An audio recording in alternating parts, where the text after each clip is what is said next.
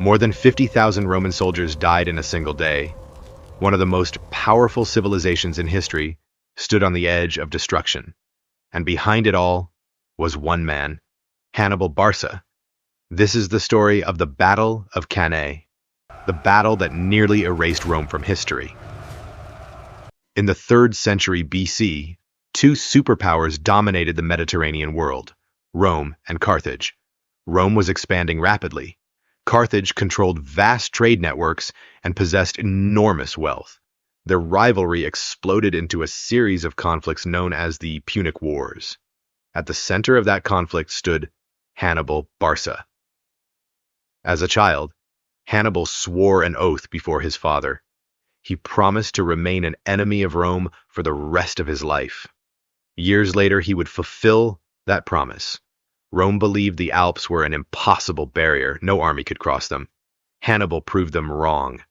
Leading thousands of soldiers and war elephants, he marched through snow-covered mountains. Many died from cold, hunger, and attacks. But Hannibal pressed on. Eventually, he entered Italy itself.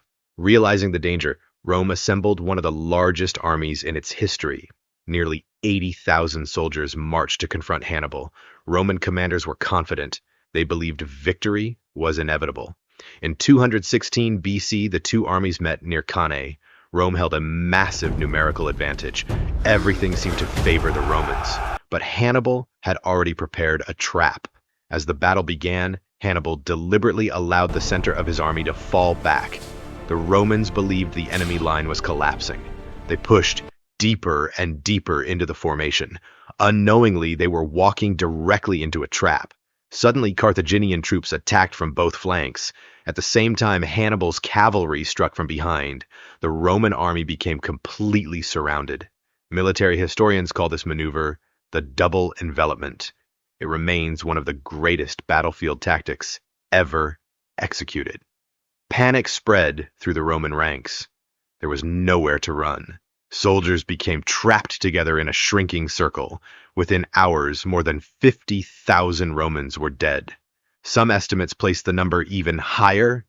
It was the worst military disaster in Roman history. News of the catastrophe shocked Rome.